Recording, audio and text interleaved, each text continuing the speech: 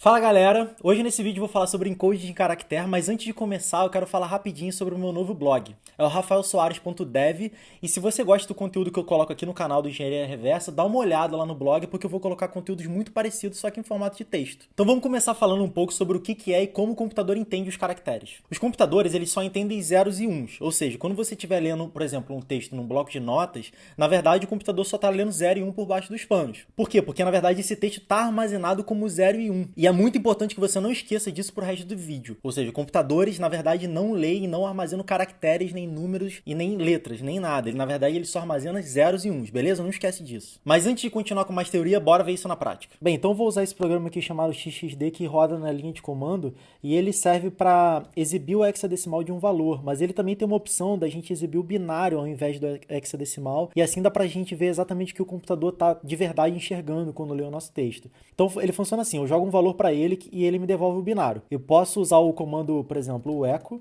Então o echo aqui na linha de comando, qualquer coisa que eu digitar aqui, ele imprime exatamente o que eu mostrei para ele. Então eu posso usar esse comando aqui. Então eu vou passar o echo "-n", porque como vocês viram, o echo ele dá uma quebra de linha automática. Se eu passar o "-n", ele não faz isso, tá vendo? Então eu vou passar o "-n", e aí esse valor do echo aqui, ou seja, o output do echo, eu vou passar para o XXD. Tem que passar esse comando "-b" aqui para ele trabalhar com binário, e aí vamos ver o que ele retorna. Só que eu vou, no caso, passar a letra A. E aí, ignorem esse valor aqui da letra A, esses primeiros zeros, porque isso é um código específico desse programa. Mas está aqui o valor do A em binário, que é exatamente isso daqui. Então, por exemplo, se eu passar aqui a letra B, ele retornou isso, e olha que interessante, ele é uma casa acima do valor retornado de A. E o C vai fazer a mesma lógica. Como é uma casa em binário, né? Então, por exemplo, aqui, ó, isso aqui foi tudo igual, aqui 0 e 1 ele virou 10, e aqui do C ele virou 11, e, por exemplo, se eu fizer o D aqui, ele virou 100, e aí depois seria 101, e assim por diante. Tá, tudo muito lindo, mas de onde saiu essa regra? Por que o A, na verdade, é representado por esse formato de byte e não o outro? Isso é definido por algo que a gente pode chamar de character encoding, mas aqui no vídeo, para facilitar, eu vou chamar de sistema de encoding. Então tá, é assim, vamos supor que a gente quer escrever o nosso próprio sistema de encode de caractere. A gente sabe que a menor unidade armazenável de computador é 1 byte, e 1 byte formado por 8 bits que são representados em zeros e uns. Dito isso, a gente ganha 256 combinações para escrever esses zeros e uns nessas 8 casas, variando entre tudo zero, ou seja, 8 zeros seguidos, até ficar tudo 1, ou seja, 8 uns seguidos. Resumindo, significa que 1 byte serve para a gente expressar ele de 256 formas diferentes, ou seja, 256 caracteres diferentes. Como é a gente que está criando o nosso próprio sistema de encode, a gente pode definir, por exemplo, que 8 zeros seguidos vai representar a letra A minúscula, e 7 zeros seguidos com o número 1 no final vai representar a letra B minúscula. E sei lá, 6 zeros seguidos com 1 e depois 0 vai ser a letra C. Depois de colocar todas as letras de A a Z, maiúsculos e minúsculos, e os números de 0 a 9, a gente vai ter gastado 62 combinações de um total possível de 256. Ou seja, ainda tem alguns espaços para colocar, por exemplo, caracteres invisíveis, como espaço, tabulação, parágrafo. E isso que a gente acabou de criar é esse tal de character encode ou sistema de encode. Na verdade, se você for fazer uma pesquisa sobre esse assunto, você provavelmente vai ver alguns outros termos, como character encode scheme, character set ou char set, que provavelmente você já viu algum código HTML por aí. Provavelmente o sistema de encode mais famoso que existe é o ASCII, que usa exatamente 1 byte por caractere. No exemplo anterior, lá no terminal do XXD, quando a gente viu o valor de A e o valor de B, por exemplo, aqueles valores, na verdade, foram tirados do sistema de encode ASCII, ou algo que a gente pode chamar de tabela ASCII. E aí, só para te dar um exemplo de como ficaria, por exemplo, em engenharia reversa em ASCII, ficaria mais ou menos assim. E como eu citei anteriormente sobre os caracteres invisíveis, o espaço também foi representado com 1 byte, ou seja, no total 18 caracteres, 18 bytes. E uma coisa bem curiosa sobre o ASCII é que todo bit mais à esquerda, ele é sempre um zero dentro dos bytes. Eu não sei se vocês repararam, mas depois a gente fala mais sobre isso. Bem, continuando, eu não sei se vocês viram o que eu vi, mas tem um problema nisso tudo. A gente está falando de 256 combinações, mas como é que fica, por exemplo, se a gente quiser criar um sistema de encoding para colocar que agrupe uma linguagem que tenha, por exemplo, milhares de caracteres, ou seja, muito mais de 256, como o japonês, por exemplo. E é aí que começa algo que eu vou chamar de a grande confusão. A solução para esse problema foi criar outros sistemas de encode, mas que usasse 2 bytes por caractere, às vezes até 4 bytes por caractere. Isso significa que, por exemplo, no exemplo de 2 bytes por caractere, se a gente pegar 2 bytes, ou seja, cada byte formado por 8 bits, igual a gente tinha visto, a gente teria uma variação de 16 zeros até 16 uns e todas as combinações possíveis. E isso dá 65.536 combinações possíveis. Ou seja, 2 bytes para usar um caractere dá 65.536 combinações de caracteres possíveis. O problema é que na época que a galera estava criando isso, não existia nenhum padrão para poder criar um sistema de encode. Ou seja, algumas pessoas estavam criando um sistema de encode, adicionando certos caracteres, e outras pessoas estavam adicionando readicionando esses mesmos caracteres no sistema de encode deles. Isso começou a acontecer porque, por exemplo, o pessoal da China precisava criar um texto que tivesse caracteres em chinês e caracteres, por exemplo, em português. E como a gente sabe que um texto ele só pode ter um sistema de caractere, ou seja, esse sistema de caractere ele tem que englobar todos esses caracteres para serem usados nesse texto. Então a gente está falando de um sistema de caractere que tem os caracteres chineses e portugueses. Só que o pessoal da Europa começou a ter esse problema, o pessoal dos Estados Unidos também começou a ter esse problema, o pessoal do Japão começou a ter esse problema. Bem, daí por diante você já viu o que vai acontecer, né? Ou seja, vários sistemas de encode criados ao redor do mundo de forma independente, não utilizando nenhum padrão, e o pior, adicionando caracteres que algum desses sistemas de encode estavam adicionando também e mapeando para bytes de formatos diferentes. Se você acessou a internet há pelo menos 10 anos atrás, você já deve ter se deparado com sites em que você tinha que ir lá na configuração do navegador e escolher qual sistema de encode que deveria ser aquele site, por exemplo, porque alguns caracteres estavam incorretos. E, por exemplo, se você era o desenvolvedor de software de um editor de texto, por exemplo, que tinha que dar suporte a sistemas de encoding, você teria que ver quais eram os sistemas de encoding mais famosos ou mais usados, não sei, naquela região, para dar suporte a todos esses sistemas de encode com mapeamento completamente diferente um do outro. Mas aí uma coisa me deixou curioso, como é que esses softwares sabem qual sistema de encode esse texto está configurado? Bem, eu fui atrás, eu fiz uma pesquisa em alguns sistemas de código aberto e eu encontrei 2 métodos que eles usam. Um é tendo alguma informação, algum tipo de metadado, por exemplo, seja no header ou seja em algum lugar do próprio corpo do texto, como por exemplo no caso de um HTML, e alguma coisa ali tivesse dado uma indicação de qual o sistema de caractere, o sistema de encode está sendo usado. Beleza, aí é fácil, está tudo resolvido. O segundo método é tentando adivinhar o sistema de encode baseado no padrão dos caracteres contidos naquele texto. Por exemplo, lembra que eu citei anteriormente que os bytes do ASCII, o primeiro bit de todo byte, o primeiro bit à esquerda era sempre 0?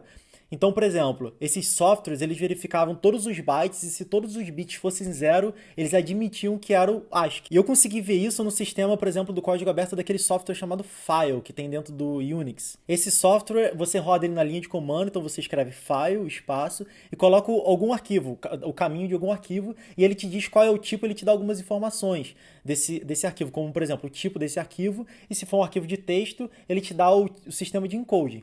Então, por exemplo, se for um .zip, ele vai falar que é um arquivo zip. Mas se for um .txt, por exemplo, qualquer outro arquivo de texto, ele vai tentar te adivinhar o sistema de encoding. E tem lá a decisão, é como se fosse um if e else mesmo, assim. Eu também fui através do código do core do Mozilla, e eles têm uma biblioteca interna que tenta descobrir em Python, que tenta descobrir qual o sistema de encoding de dado um texto, de dado um arquivo, por exemplo. E eles usam isso para várias coisas. E é a mesma coisa, eles também tentam adivinhar baseado no sistema, no padrão dos bytes que eles conseguem encontrar. E, bem, eu não sei se você teve essa impressão, mas eu tive a impressão que isso pode dar bastante errado. E a questão é que isso realmente acontece. Por exemplo, você já deve ter visto quando em algum site ou algum texto que você vai abrir que às vezes ficam uns caracteres estranhos, às vezes é um losango com um símbolo de interrogação dentro, ou às vezes é uma palavra com caracteres que você até reconhece, mas, por exemplo, é uma palavra que aquilo ali deveria ser um C, mas aí tem um, sei lá, um D ou um N ou 2 outros caracteres e você fala, essa palavra aqui está errada. Ou seja, o software tentou adivinhar o sistema de caractere baseado no padrão de bytes que ele encontrou daquele arquivo, mas ele errou. Para resolver isso, a única forma é você saber qual o sistema de encode original desse arquivo. E aí você me pergunta, tá, mas e se nem eu e nem o software souber? Bem, aí boa sorte, porque é assim que muitos dados, na verdade, são corrompidos e perdidos para sempre.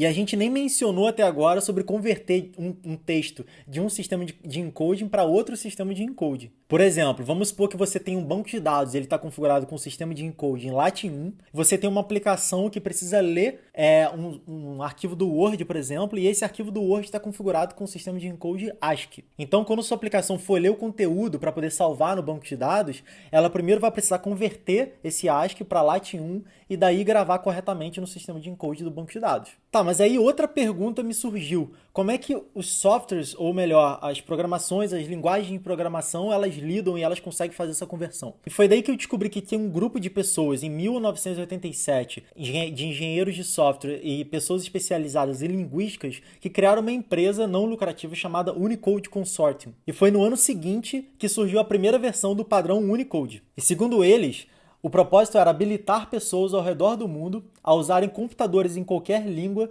promovendo especificações disponíveis de forma livre e dados para formar a fundação da internacionalização do software em todos os grandes sistemas operacionais, motores de busca, como Google e DuckDuckGo, aplicações e na World Wide Web, que é a internet. O Unicode, então, ele foi adotado por várias grandes empresas de tecnologia e não só adotado, mas como pessoas dessas empresas, Microsoft, IBM, Google, Facebook, passaram também a ser pessoas votantes na decisão do futuro do padrão do Unicode. Na prática é muito simples, eles entenderam que não tinha mais como várias pessoas, vários grupos de pessoas ao redor do mundo ficarem criando seus próprios sistemas de encode, readicionando caracteres, isso daria errado. E foi inspirado em ideias que já rolavam pelo mundo, que eles decidiram criar uma grande tabela, na verdade, que tivessem todos os caracteres possíveis. Isso inclui línguas, todas as línguas que são faladas hoje pelo mundo, línguas que já não são mais faladas, notações científicas e qualquer outra coisa que você puder imaginar, até os emojis, por exemplo. E até o momento que eu estou fazendo esse vídeo aqui agora, o momento mais atual do padrão do Unicode era o 12.1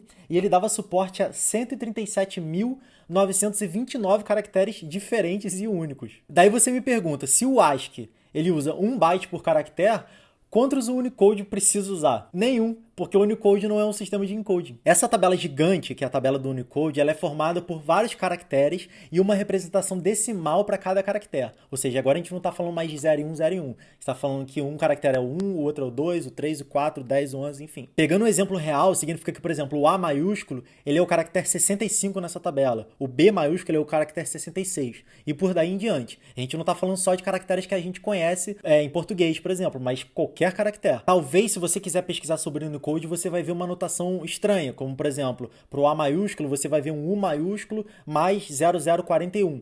Isso é porque o 41 está em hexadecimal, e 41 em hexadecimal convertido para decimal dá 65. A ideia do padrão Unicode é para que quando fossem criados novos sistemas de encode, eles fossem ser baseados nessa tabela. Então, por exemplo, o A maiúsculo é 65. Se você converter o A maiúsculo de 65 decimal para sua forma binária, vão dar esses 8 bits, ou seja, 1 byte. Baseado nisso, vamos supor que esse sistema de encoding novo, ele quer usar 1 byte por caractere. Então ele pode pegar exatamente essa representação e falar que isso daqui é um A maiúsculo. Ou seja, todos os outros sistemas de encode que usarem 1 byte também por caractere, porque de repente eles vão usar em outra língua que por acaso tem um A maiúsculo. Eles vão poder usar essa mesma forma em bytes para A maiúsculo. Mas vamos supor que a gente está falando agora de um sistema de encode que precisa usar 2 bytes, por exemplo, por caractere. Vamos supor um sistema de encode que seja para a língua japonesa, por exemplo. Mesmo assim, ele pode ainda usar essa formação, então ele vai pegar o primeiro byte, ou seja, a primeira sequência de 8 binários, de 8 zeros e uns, ele vai colocar tudo zero, e depois ele vai colocar exatamente essa forma, que seria o 65. Então, mesmo usando 2 bytes, ele consegue escrever 65. O padrão Unicode, no entanto, ele nos dá 3 sistemas de encode próprios, que são o TF8, o TF16 e o TF32. Repara que agora a gente está falando de sistema de encode novamente, como é o ASCII. A diferença entre eles é o tamanho de bytes que eles reservam para cada caractere e a quantidade de bytes que eles abrangem. E existe uma particularidade entre eles. Por exemplo, eles tentam utilizar a menor quantidade de bytes possível no arquivo. Por exemplo, vamos supor que a gente está falando de um sistema de encode que use 2 bytes por caractere. Só que imagina que tem um texto e, sei lá, todo esse texto está usando, na verdade, bytes, em que a primeira cadeia de bits, ou seja, o primeiro byte desses 2 bytes, só para a gente tentar entender, a gente está falando de 2 bytes por caractere, ou seja, uma cadeia de 8 bits e depois uma outra cadeia de 8 bits e tudo isso formando só um caractere. Vamos supor que essa primeira cadeia, no texto inteiro, devido aos caracteres usados, ela sempre é zero. Ou seja, é quase como se fosse um byte quase que inútil. A gente poderia ter tirado aquele byte, só que o sistema de encode, ele pede que seja 2 bytes por caractere. O que o TF8, o TF16 e o TF32 fazem, por exemplo, só uma das características deles, é tentar identificar como é que eles fazem para reduzir esses bytes que não precisam. Ou seja, vamos supor que a gente está falando de um texto de, sei lá, 1 mega, ele poderia ter meio mega, é muita coisa, ele poderia cair pela metade do tamanho. Tá, mas e aí, tá tudo resolvido? Depois do padrão Unicode, esses UTFs, tá tudo resolvido, a gente não tem mais problema de Unicode? Não, é claro que não. Tudo depende se você vai usar o sistema de encode de forma correta. Um caso clássico, que eu mesmo já trabalhei em sistemas assim, já vi outros sistemas que também trabalham assim, são aplicações que trabalham em um sistema de encode e o banco de dados está configurado para outro sistema de encode. Por exemplo, uma aplicação ela usa o TF8 e o banco de dados está usando o Latin1. Tá, mas qual o problema com isso? O problema é, vamos supor que a aplicação está utilizando o TF8 e ela recebe um input do usuário. Por exemplo, vamos supor que tem um formulário de cadastro. Beleza?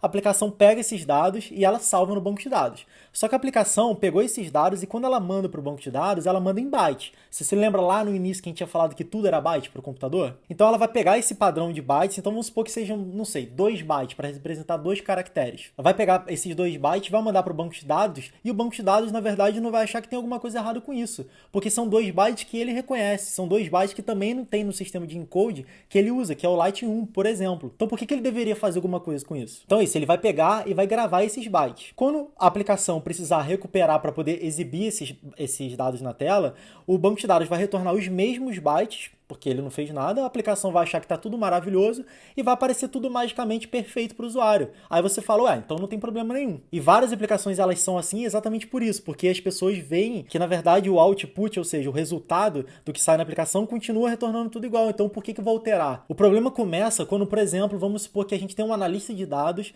e ele vai colocar uma interface em cima desse banco de dados, ou seja, ele quer manipular e visualizar esses dados que estão no banco de dados sem passar pela aplicação. Essa nova interface ela vai perguntar para o banco de dados qual o sistema de encode desse banco de dados e o banco de dados vai falar que é Latin1. Logo, essa interface, que pode ser uma outra aplicação web, por exemplo, ou uma aplicação desktop, ela vai falar, opa, então eu vou rodar também em Latin1. E aí, o problema é, quando ela for recuperar aqueles dados para poder ler, ela vai pegar aqueles bytes e ela vai utilizar agora a tabela do Latin1 e não a tabela do TF8, que era o que a nossa aplicação estava usando. E esses dados provavelmente vão retornar de forma incorreta. Então ela vai verificar esses dados e vai ver, putz, os dados estão todos corrompidos. Mas na verdade não estão corrompidos. Só que eles foram gravados pensando no padrão UTF-8. E pior ainda é se a partir dessa interface a pessoa decide alterar esses dados. Porque aí quando ela for alterar, o input que ela vai colocar, ou seja, os dados que ela vai inserir nessa nova interface, vai ser utilizando a tabela do Latin1.